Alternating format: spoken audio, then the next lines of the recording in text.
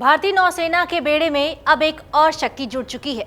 भारतीय नौसेना के समुद्री ताकत में शामिल होने वाले शक्ति का नाम कोई और नहीं बल्कि भारत का पहला स्वदेशी विमान वाहक होगा, जिसका नाम है आईएनएस विक्रांत।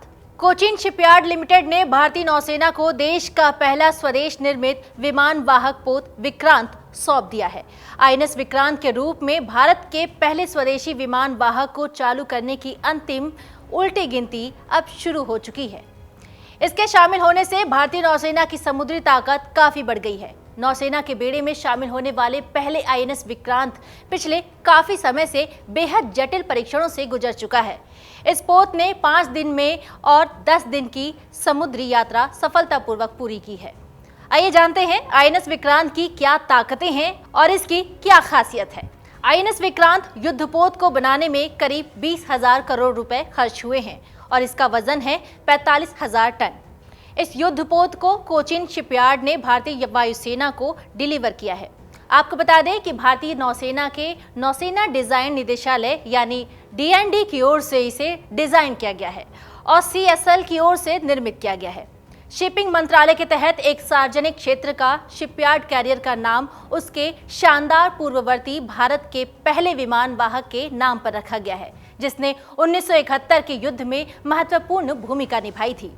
नौसेना के अधिकारियों के मुताबिक करीब 20,000 करोड़ रुपए की लागत से निर्मित विक्रांत देश की नौसैनिक उपस्थिति और इसकी पहुंच को काफी बढ़ावा देगा।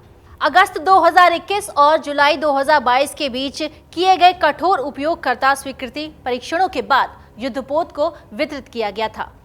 नौसेना के मुताबिक विक्रांत के डिलीवरी के साथ ही भारत उन चुनिंदा देशों के समूह में शामिल हो गया है जिनके पास विमान वाहक के डिजाइन और निर्माण की क्षमता है।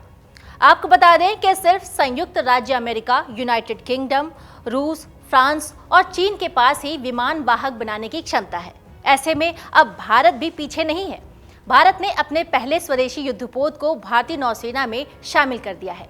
262 मीटर लंबे इस शिप का कुल वजन 45,000 टन है। इसका नाम 1961 से लेकर 1997 तक नौसेना की ओर से संचालित विमान वाहक शिप आईएनएस विक्रांत के नाम पर रखा गया है। यह आईएनएस विक्रांत युद्धपोत आत्मनिर्भर भारत को बढ़ावा देगी। नौसेना के मुताबिक इसमें 76% स्वदेशी सामग्रियों का इस्तेमाल किया गया है, जो कि आत्मनिर्भर भारत के लिए देश की खोज का एक आदर्श उदाहरण है। यह सरकार की मेक इन इंडिया पहल पर भी जोर देती है।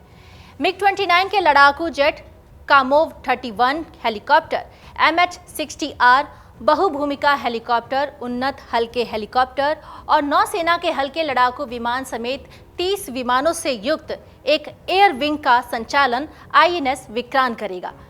विमान वाहक शिप पर सवार लड़ाकू विमान उड़ान भरने के लिए स्की जंप का उपयोग करेंगे और नौसेना की भाषा में अरेस्ट वायर या स्टोबार यानी शॉर्ट टेक ऑफ लेकिन अरेस्ट रिकवरी द्वारा पुनर्प्राप्त किया जाएगा। विक्रांत से एक नए डेक आधारित लड़ाकू को संचालित करने की भी उम्मीद है, जिसे नौसेना जल्द ही खरीदने की योजना बना रही है। ये पहले ही बोइंग के FA-18E सुपर हॉर्नेट और डसॉल्ट एविएशन के राफेल M का परीक्षण कर चुका है। नौसेना डिजाइन निदेशालय की ओर से डिजाइन किए गए वाहक विक्रांत में 14 डेक हैं, जिसमें 5 अधिरचना और 2,300 डिब्बे शामिल हैं। इसमें महिलाओं के लिए विशेष केबिन के साथ 1,700 चालक दल को समायोजित कर सकते हैं। भारत वर्तमान में एक अकेला विमान वाहक पोत संचालित करता है। आईएनएस विक्रमादित्य, जो कि रूस में करीब 2 अरब 33 करोड़ डॉलर में खरीदा गया था, लेकिन नौसेना के मुताबिक उसे अपने विशाल समुद्री क्षेत्र को देखते हुए ऐसे 3 फ्लोटिंग एयरफील्ड की जरूरत है। चीन की ओर से अपना तीसरा विमान वाहक पोत लॉन्च करने के 2 महीने बाद विक्रांत को नौसेना में शामिल किया जाएगा। डाउनलोड करें अमर उजाला ऐप और पाएं खबरें लगातार। अगर आप ये वीडियो YouTube पर देख रहे हैं तो हमारे चैनल को सब्सक्राइब करें और बेल आइकन को दबाना ना भूलें। अगर आप Facebook पर ये वीडियो देख रहे हैं तो हमारे पेज को लाइक करें।